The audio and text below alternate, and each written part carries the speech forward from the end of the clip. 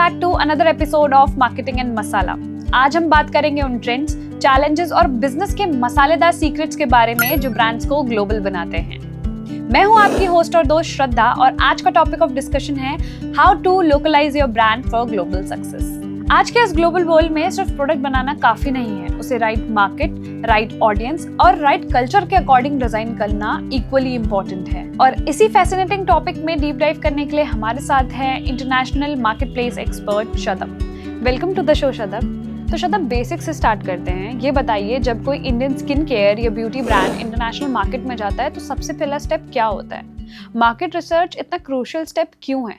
जब भी हम किसी ब्रांड को इंटरनेशनली लेके जाते हैं तो हम डिफरेंट कल्चर में जा रहे हैं, डिफरेंट कॉन्टिनेंट में हम जा रहे हैं, तो वहाँ पे कंज्यूमर का बिहेवियर अलग है, उनकी डिमांड अलग है।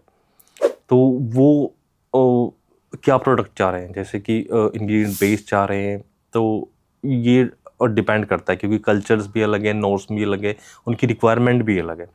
तो जब हम ये देखते हैं, जैसे कि सपोज दैट हम एशियन मार्केट में अगर हम देख रहे हैं कोई प्रोडक्ट, हम देख रहे हैं ब्यूटी का देख रहे हैं एशियन मार्केट के लिए, तो यहाँ पे लोग प्रेफर करते हैं ब्राइटनिंग का, लाइटनिंग का, मतलब ये प्रोडक्ट चाहिए होते हैं। अगर यही हम यूरोपियन मार्केट में जा रहे हैं या अमेरिकन मार्केट में हम जा रहे हैं तो वहाँ लोग पसंद करते हैं टैन या टैन फ्रेंडली प्रोडक्ट पसंद करते हैं।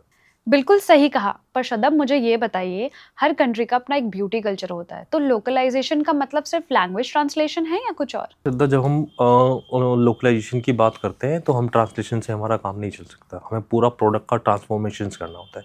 चाहे उसमें आपका प्रोडक्ट का नेम है, डिस्क्रिप्शंस है, या आपकी इमेजरी है, या फिर फ्रेगनेंसेस हैं आपका, या फिर आपकी पैकेजिंग है। ठीक है, जैसे सपोज दैट कि अगर हम एशियन मार्केट की बात करते हैं तो यहाँ पे मैं बोल्ड पैकेजिंग, वाइब्रेंट कलर लोग पसंद करते हैं पैकेजिंग में। वही अगर मैं अदर दूसरे मार्केट में देखता हूँ या दूसरे कॉन्टिनेंट में मैं देखता हूँ, यूरोपियन में या फिर मैं अमेरिकन में देखता हूँ, तो वहाँ पे लोगों को मिनिमल पैकेजिंग पसंद है, नॉर्मल फ़ॉन्ट पसंद है।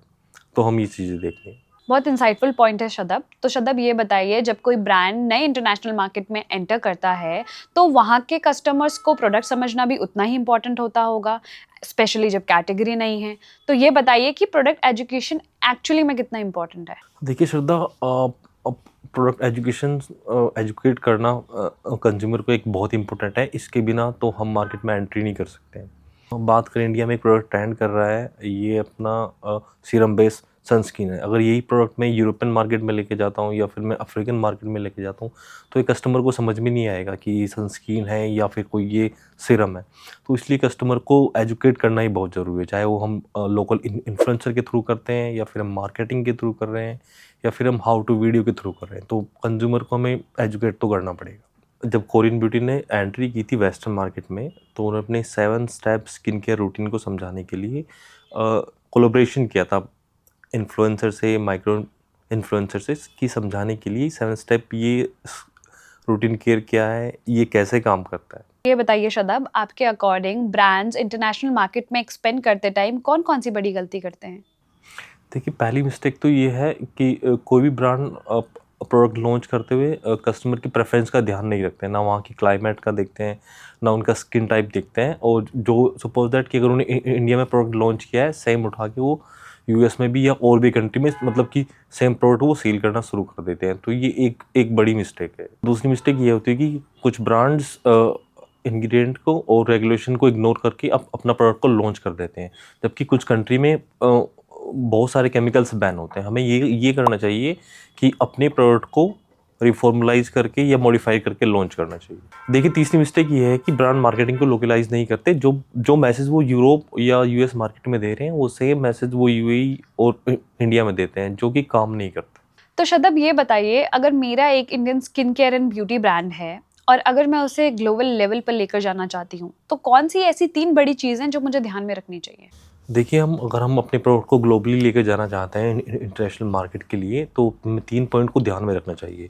लिसन टू द मार्केट, इसमें हमें फोकस करना होगा लोकल मार्केट पे कि वहाँ पे जो कंज्यूमर है उसकी रिक्वायरमेंट क्या है, किस तरह का उन्हें प्रोडक्ट चाहिए, इंग्रेडिएंट बेस्ड चाहिए या रिजल्ट ओरिएंटेड चाहिए होता है। तो ये सब चीज़ें हमें देखनी होती है, उनकी रिक्वायरमेंट क्या है। तो सेकंड पॉइंट है हमारा local faces and local voices. इसके लिए हमें लोकल इन्फ्लुएंसर के साथ कोलैबोरेशन करना होता है, जिससे कि वहाँ के लोकल लोगों का ट्रस्ट बिल्ड हो सके हमारे ब्रांड के लिए। थर्ड पॉइंट है आपका अडैप्ट एंड डोंट कॉपी। अगर कोई प्रोडक्ट आपका इंडियन मार्केट में चल रहा है, अच्छा कर रहा है, तो वो ज़रूरी नहीं कि यूएस या यूए मार्केट में भी वो अच्छा करे। इसके लिए आपको अपने ब्रांड की स्टोरी लाइन और पोजीशनिंग को चेंज करना होगा बिना अपने ब्रांड की सोल को चेंज किए। वाह, क्या बात है शदब। आज एक बात तो क्लियर हो गई, अगर आपको ग्लोबल सक्सेस चाहिए तो आपको लोकल अंडरस्टैंडिंग से शुरू करना होगा। मार्केट रिसर्च एंड लोकलाइजेशन सिर्फ एक प्रोसेस नहीं है, ये एक रिलेशनशिप बिल्डिंग एक्सरसाइज है बिटवीन कंज्यूमर एंड ब्रांड।